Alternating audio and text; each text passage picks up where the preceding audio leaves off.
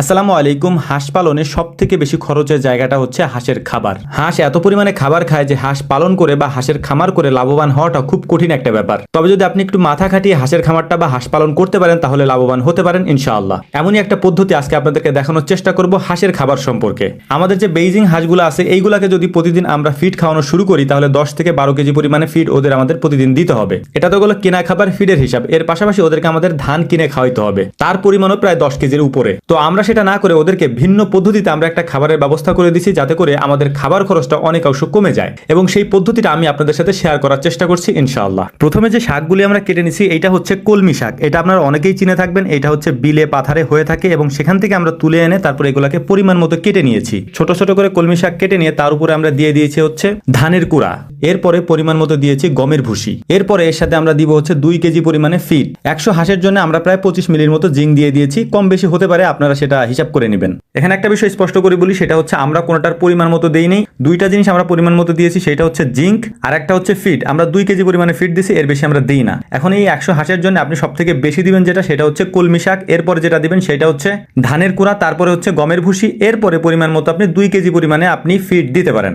এটা দিলে মোটামুটি আলহামদুলিল্লাহ এটা কমপ্লিট করতে পারবেন। এরপরে সুন্দর করে এটাকে আপনি মাখায় নেবেন, সাথে একটু লবণ দিতে পারেন, তারপরে পরিমাণ মতো পানি দিয়ে সুন্দর করে এটাকে আপনি মাখিয়ে নিতে পারেন। তো আলহামদুলিল্লাহ আমাদের এইটা মোটামুটি তৈরি করা শেষ। এটাকে তৈরি করার পর একেবারে সুন্দর করে এটাকে আমরা আঠা আঠা করে মাখিয়ে নিব। এরপরে এটাকে আমরা কতক্ষণ রেখে দিব, রেখে দেওয়ার পরে তারপরে যদি দেখি যে এটা থেকে পানি বের হচ্ছে, মানে বেশি পাতলা হয়ে গেছে, তখন হচ্ছে আমরা আরো কিছু ধানের কুড়া দিয়ে এটাকে মোটামুটি একটু শক্ত শক্ত করে তারপর ওদেরকে দেওয়ার চেষ্টা করবো, এবং এর পাশাপাশি ওদেরকে আমরা আলাদা করে পানি দিব। মানে এটাকে আমরা একেবারে পানি পানি করে ফেলবো না, পানি এবং খাবারটা আলাদা আলাদা করে দেই। আমরা খাবার দেই এক সাইডে এবং এর পাশে পানি দেই আরেক সাইডে, যাতে করে ওরা খাবারটা খেয়ে পাশে ওরা পানি খেতে পারে। তো আলহামদুলিল্লাহ মোটামুটি এটা আমাদের বানানো শেষ। এটাকে আমরা এখন রেখে দেবো, রেখে দিয়ে আমরা টুকটাক একটু কাজ করব। কাজটা হচ্ছে যে গত কয়েকদিন ধরে বৃষ্টি নামতেছে, গত কয়েকদিন না 2 দিন ধরে বৃষ্টি নামতেছে।